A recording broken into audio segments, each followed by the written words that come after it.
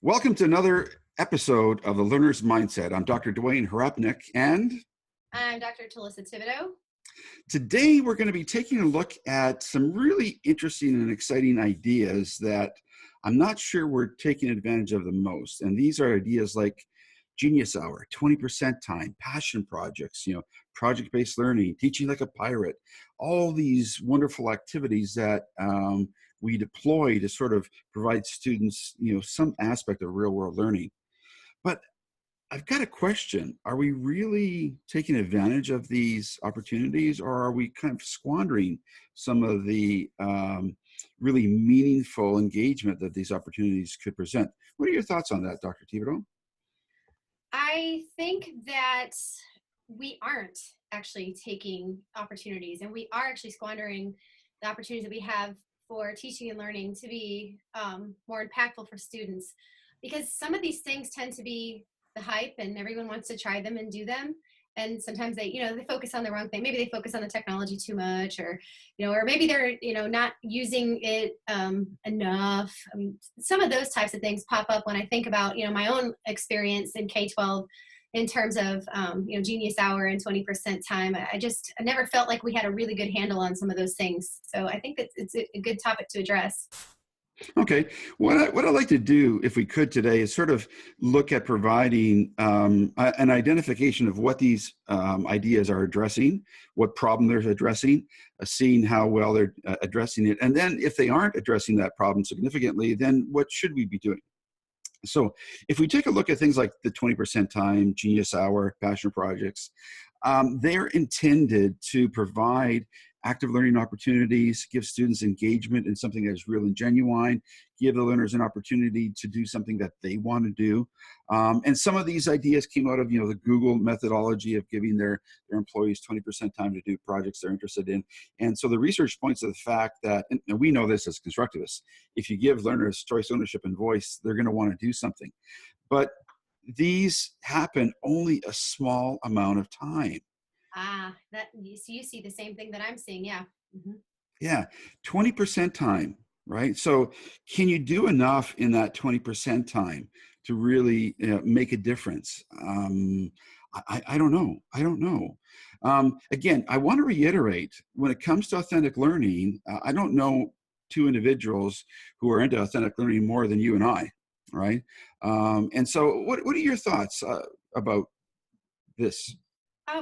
The first thing I think of, Dr. H, is if we're spending 80% of our time as teachers just focused on content delivery, just reading, math, writing, and only 20% of our time on things that students are passionate about, I think that students might actually not be gaining the benefit of real, true, genuine application of their learning if they're not taking more of that percentage time to work on projects that they're passionate about and that integrate, the TEKS and the standards that they're expected to learn. You know what I'm saying? Yep, I think there are some challenges. Another challenge that I think that we are facing, and we address this in one of our articles and in our chapter in the COVA book, the notion of the quick fix. The problem is our learners need to have some aspect of ownership and engagement. And what's the easiest way to do that? Well, here we go. Here's a project. You can do this project. You've got 15, 20% of your time to do it. And away you go. We've got the problem solved. But that's a bit of a quick fix. Because if you take a look at the research from people like Shoshana Zuboff back in the 90s and early 2000s from Harvard, she identified through over a dozen years of research that applying technology, applying new methodologies to the social environment of an antiquated system doesn't make a difference, because the culture prevents that system from adopting those new ideas, right? So, moving away from the business world and into our world, all we got to do is look at somebody like Alan November. I apologize. I always call him John for some reason. I'm not sure. Alan November, right? So the $1,000 pencil, right? He makes the argument that if we are using laptops or tablets or technology in the same way that we were using paper and pencil to fill in the answers in a test, we've just created a $1,000 pencil, right? Seymour Papert goes even a step further. He argues that when we try to take technology and bolt it onto the existing 19th century classroom, even though we're in the 21st century, a lot of our ideas are based on the 19th century. He argues it's no different than bolting on a jet engine onto a horse cart. I see you're squirming there. I know you want to jump in. Go ahead. I'm thinking about what you're saying in terms of in classrooms today. A lot of the folks that I work with and a lot of the students in our program will mention, one of the things that, that our teachers believe is that they're really using technology if they're just kind of posting something up onto the projector, or they're using the smart board, and many of their arguments are that there's more effective way to do this, but how do we do this? And the first thing I go back to is there needs to be a bit of choice, ownership, and voice through authentic learning opportunities. And that 20%, I don't think gives our learners enough time to experience what true, genuine, passionate, authentic learning can be and mean. So when we talk about anchoring the horse and Seymour Pappert's, example of the cart's not going to go anywhere. Well, if we keep doing this and we keep perpetuating this model that you talked about, we're not actually moving in another direction. We're just bolting and bolting and bolting and bolting and bolting and hoping, some random act of improvement will happen with our learners. So we've got to introduce something a little bit different and give them that what we call COVA, choice, ownership, and voice through authentic learning. I agree. I think there's a tendency in society as a whole to address a symptom of the problem and not really get to the root of the problem, right? You know what? You get indigestion from eating too much McDonald's, so you take a bunch of Tums, right? And so Tums, you can take more Tums, and then you maybe step up to Rolaids and step up to Zantac. Well, maybe if you stopped eating the bad food, then you wouldn't have to deal with the Tums, right? So the solution is to do something fundamentally different. And I know you and I have been talking about this quite a bit.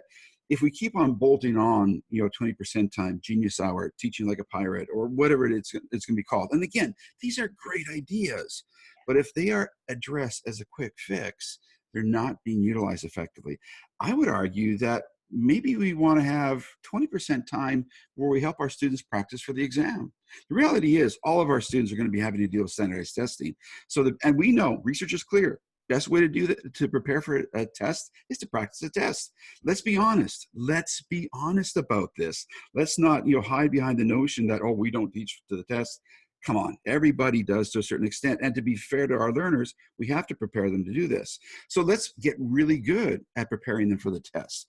That might take 15, 20%. Guess what? Then you're going to have 80% of the time to do all those amazing, wonderful projects where you give your learners choice, ownership, and voice. They choose the real thing that they want to do. They get involved in the community. They do some service. They do real stuff. They also learn how to learn and go much deeper. And guess what? I would argue, and research is also starting to show this, they're able to do well on the test. Yeah, exactly. And you don't want to make a problem problematic where it just keeps occurring over and over again.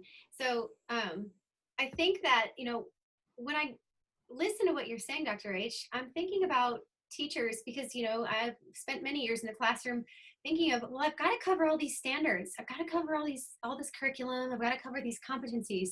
How do I actually spend 80% of the time working with students on some of their needs and some of the things that they want to do, and 20% of the test time? How do I get my mindset to change? I mean, if I'm a classroom teacher, what are your thoughts on that?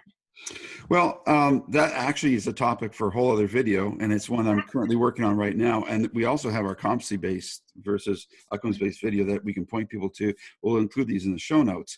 But essentially, if you look at the authentic learning opportunity, and if you look at combining that aspect of what it is that learner is going to do and focus on the needs of the learner. And if you have an understanding of what is involved in terms of the skills and competencies that are necessary, and you look back to the standards, you can map back from the authentic learning opportunity to the standards and to the curriculum and see that that authentic learning opportunity probably covers many more standards than a very simple and isolated opportunity would. So the reality is real world learning actually covers much more standards and allows you to cover much more of the curriculum than if you try to break it down and feed it to the learner in small pieces. So we're not asking people to actually do things, change everything that they're doing. We're just, let's shift our focus a little bit. right? Yes, let's raise the focus up. Look down the road a little bit to the authentic learning opportunity. Use that as a context for learning. You know, I'm currently working through EDLD 5313. That's a course on creating significant learning environments. And we work with John Seeley Brown and Thomas Brown's book, The New Culture of Learning. One of the arguments they make is that it's a teacher's responsibility to not deliver content. No, that doesn't work. Well, it does work in the sense that, guess what, our system is working. But if you really want to help your learners learn and engage and actually become deeper learners, what you have to do is create a context for learning where they get to explore a whole bunch of things. They take control, they take that ownership, they find their voice, and they do the things that will really make them positive members of society in the future, as well as, guess what, they'll probably pass the test too. Yes, exploration and play. I mean, I think of John Seeley Brown and Douglas Thomas is what they talk about: exploration, experimentation, play. Give them an opportunity to experience things a little bit differently than just to remember the content and put it out on the test, right? So one more thing I think then we got to kind of wrap this up a little bit. SAMR model. What are your thoughts on the SAMR model? We go kind of circling back to the integration of technology and Pappert's idea, bolting on is not going to work. I know what I think about SAMR. I'm curious what you think about SAMR. When I take a look at substitute, augment, modify, replace, I think it's might be a good starting point for some folks, but in terms of deep learning, it does seem a little bit more like maybe I shouldn't say this, kind of a bolt-on technique. Well, again, we are going to be addressing the SAMR model. It is on our list of topics to address in one of these sessions. The research is clear. Actually, there is no research on the SAMR model because the SAMR model is not a well-researched model. In practical experience, what I've seen over many, many years is that when you start to substitute or augment, most teachers get stuck on the substitution. So they often do not go beyond a paper-based test and moving that test onto Google and using the Google form. Augmentation is, allowing students to maybe verbally add some answers. Well, guess what? The problem is you're still doing the test and you're still teaching to the test and you're still focusing on the delivery of content. Very few people actually go on to the modify or the replace. And that's the problem with the model, is that it's reinforcing all the bad habits and it's reinforcing a lot of the problems that we have in the existing system as opposed to changing it fundamentally. So the SAMR model, I don't think works. And actually, if you look at the research that there is on it, most people would agree with me. It doesn't really work in that regard because people do get hung up on the substitution and the augmentation, and they don't go beyond that. And then they think a lot of times, well, I'm integrating technology if I'm using SAMR. But actually, what about analyzing, evaluating, synthesizing, and authentic application? Where is that in this model, Dr. H? Well, the SAMR model doesn't really address those things. Right. And if you want a model that does that, well, I have a bit of a bias. I think it's our CSLE+COVA model, where you create a significant learning environment, where you give the learners choice, ownership, and voice through authentic learning opportunities. And that authentic learning opportunity is what gives the learner the context in which they can do the exploration. They can do the things that they're passionate about. They can do the things that are meaningful and make those meaningful connections. It's a fundamental shift, and yet, all we're asking the teacher to do is raise the focus and go beyond the content and look to the authentic project. So it's a fundamental change, and yet it's not that big of a change. So I think that is close to maybe our time, kind of wrapping this up a little bit. Overall, I think that I'm seeing, it seems like we're seeing a lot of 20% time, Genius Hour, Passion Projects, PBL. I think we really need to, and just to recap here, transition this into allowing learners a bit more of an opportunity to experience some of these wonderful and amazing projects that folks are doing in schools. Otherwise, are we robbing them of the opportunity that they could actually have? As a classroom teacher, I see the relevance of this. I think back to when I taught kindergarten and we did like a station rotation model, a blended learning model, even back in the day when they're 5 and 6 years old. And, you think about the new culture of learning when we talked about John Seeley Brown, Douglas Thomas, they're exploring, they're playing. Let's get back to that. Let's breathe some air into the way education is occurring today and make a change. And, I think we can do that through COVA and CSLE. That context and those conditions that we set up, this could work. This could really work. It's just shifting our focus a little bit, and that will be in one of our upcoming videos. So, any final comments? Yeah, I agree. I think it can work quite well. And again, that shift of focus just switches things a little bit. Maybe we spent 20% on the test. We spent 80% on doing this stuff that's real and authentic and genuine. And you still cover the standards, so that Yeah, works. yeah, yeah. And you know what? Don't just take our word for it. We're going to show you some research down the road as to how this does actually work. And actually, there's almost a century's worth of research supporting constructivist-based learning.